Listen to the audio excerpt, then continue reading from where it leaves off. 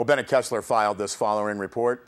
For a few weeks, Mammoth business leaders and officials have met in an exploratory committee to consider formation of a business improvement district and the possible imposition of a 1% assessment on gross revenues on lodging, restaurant, and retail businesses. John Erdy, Mammoth Lakes Tourism Director, said that preliminary discussions indicate that a 1% assessment could raise $1.5 million for marketing and air service subsidy for the community. And Mammoth Mountain CEO Rusty Gregory had pointed to a business improvement district as what he called, quote, a better way to go, end quote, than a lift ticket ski tax. Now, Director Erdy said he put together an exploratory committee of up to 18 people to look at the options. Erdy said the idea is to include businesses that directly involve tourists, since the money would go to marketing for visitors and for air service. He said lodging and restaurants are directly connected, and some retail businesses are not. Erdy said a BID would mean a, quote, consistent and sustainable air service subsidy, end quote, so that the town would not have to face finding the funds every year. Erdy believes in the countywide value of air service. He points to what he says is a $5.3 million spending impact from air service in spring, summer, and fall. $4.6 million of that is directly in Mammoth Lakes, he said. So what do local leaders think of the assessment idea? Erdy said, quote, they seem positive about where we're going, end quote. He said the district would mean no risk of cuts to marketing. Other sources have said that the business improvement district idea is not ready for prime time and still has a lot of questions to answer.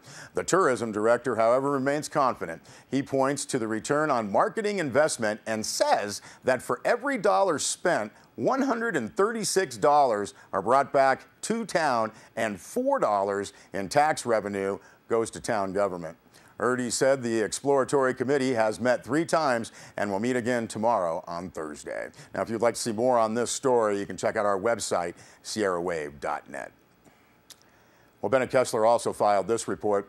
Jane McDonald, the former Community Services Director of Inyo Advocates for Community Action, Amaka, won the admiration and respect of many local citizens through her work to make sure people here have enough to eat. She spearheaded the Planting for Hope program that taught hundreds of low-income families how to grow their own food. She was instrumental in creation of community gardens up and down the Inyo area. Now, McDonald so inspired others that when she was suddenly fired, they stood up to defend her and her work.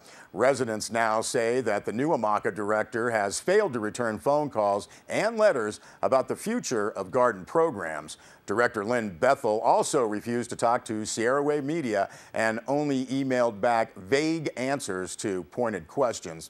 Now, Amaka's website says the agency operates about a dozen programs with a $3.5 million annual budget. Recently, Director Daniel Steinhagen retired and Lynn Bethel took over as the new director. Now, before he left, Steinhagen fired Jane McDonald. For about a year, according to reports, Steinhagen had been living in Oregon and had traveled to Bishop for board meetings. This was for an undisclosed salary.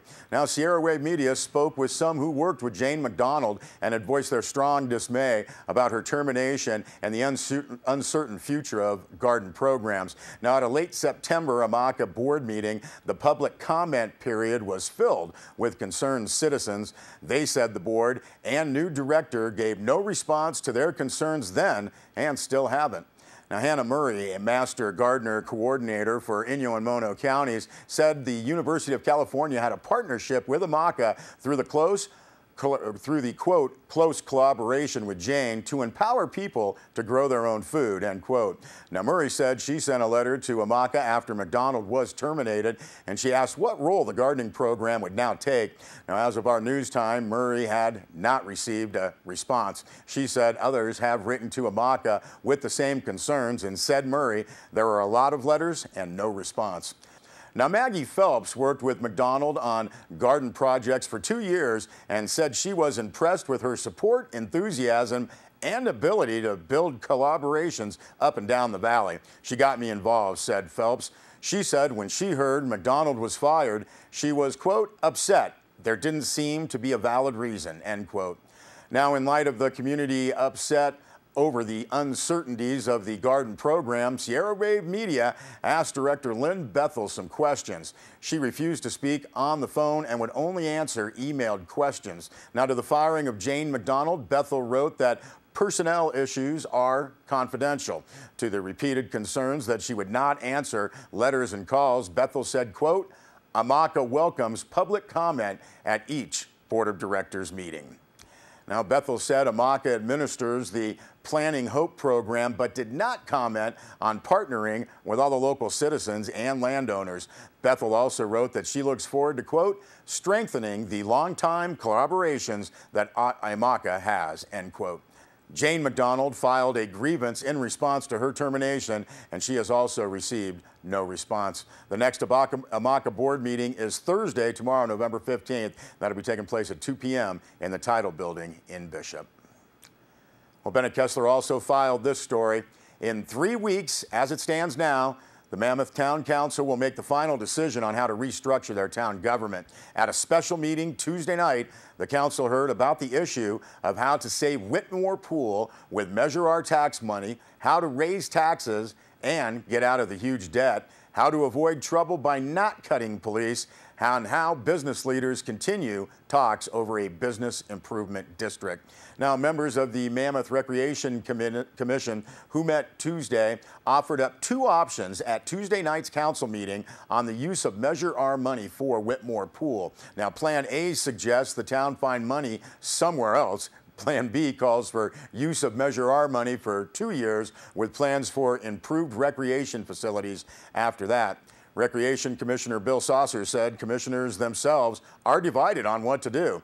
John Wentworth of Mammoth Lakes Trails seemed to support a temporary use of Measure R money on Whitmore. Now, Dieter Feibigger, longtime Mammoth citizen, said of the whole money mess, stop finger pointing, pay for it. He suggested a specific tax that would tap everyone and end in 5 years. Pay it off, he said, so we won't lose our public safety and other needs. Another long-timer, Ken Coulter, said if police cuts go forward, we are going to get into trouble.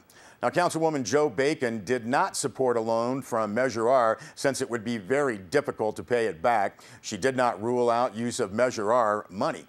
Councilman John Eastman did not support use of money from any tax measure, but said the town could look elsewhere. Councilman Michael Raimondo supported a 2-year plan and use of Measure R, and Councilman Rick Wood said only, quote, I'm still listening, end quote. Mayor Matthew Lehman said he would support a 2-year use of Measure R or use of other money if it becomes available. Now, Lehman said he wants to see Mammoth's budget grow from $17 million a year to $25 million a year.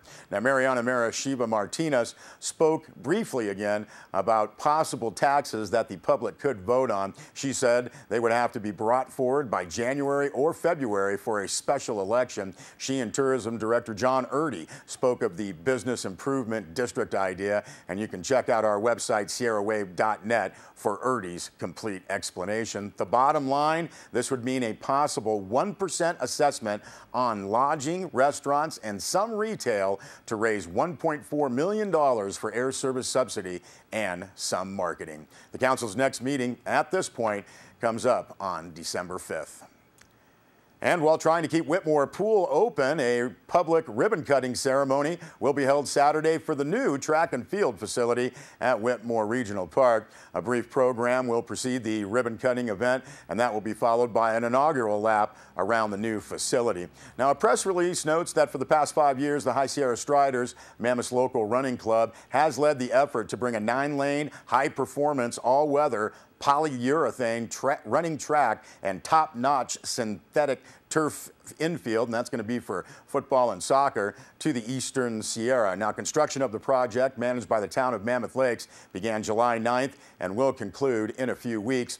The new facility will be operated by the town and will be open to all throughout the year as weather permits. Now, at the ribbon-cutting ceremony, it will also be announced that the High Sierra Striders, local organization promoting health and fitness through running for the past 7 years, is merging with the Mammoth Track Club, operating Operating under the Mammoth Track Club name, the newly merged organization's goal is to create the ideal high-altitude training center in Mammoth Lakes while supporting athletic and academic achievement, developing athleticism, and promoting health and fitness through running for athletes of all ages and all abilities. And again, that ribbon-cutting ceremony is scheduled to start at noon on Saturday. That's a great new facility for the Eastern Sierra.